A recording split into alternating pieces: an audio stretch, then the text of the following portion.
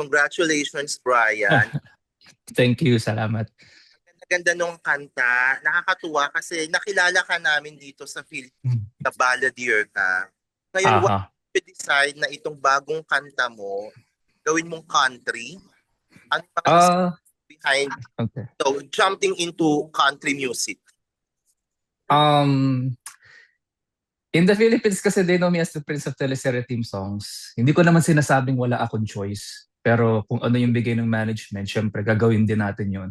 And I also want to give credits to the one na nagbigay sa akin ng trust na kaya kong gumawa ng mga teleserye, theme songs, kaya nga it makes me who I am today. But jumping to another genre like country music, siguro nung bata pa kasi ako, for some reason, nahilig na ako kumanta ng mga country song. It may sound like common naman yung mga country roads, Take Me Home, at saka yung mga John Denver songs. Pero gustong-gusto ko yung mga ganong genre.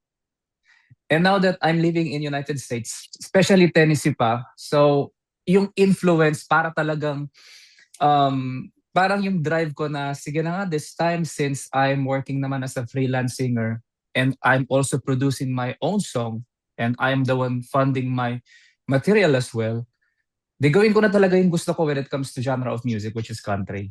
And sana, I know na hindi gaanong, I don't know if the word popular is the right word for it. Pero ang mga Pinoy kasi mahilig talaga sa mga love songs. Pero ako, sige, whatever it takes, gusto ko nang gawin yung gusto ko talaga, which country music. So ginawa ko na siya. Di tama-tama kasi nga nasa at nasa Amerika, sobrang popular.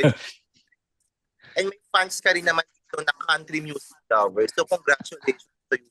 Now my last question, Brian, is yung ay almost there.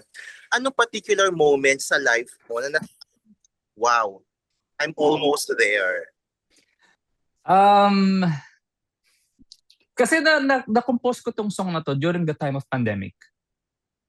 And nung nag-migrate, hindi ko kasi masabi yung term na migrate kasi because moving in United States was never a choice. Gusto ko lang talaga mag-perform, try na pumunta sa Filipino community. But it happened, nung itry ko siya, that was 2020.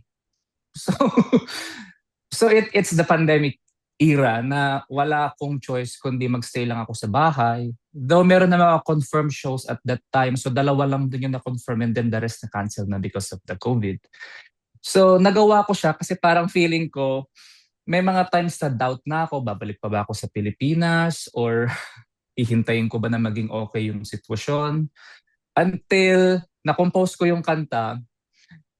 And then siguro parang kung ifa-fast forward natin yung mga series na nangyari sa akin, parang all you have to sometimes is just wait because you're almost there.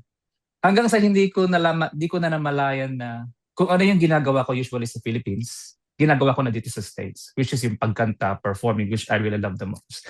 So I think almost there is actually every day of our lives.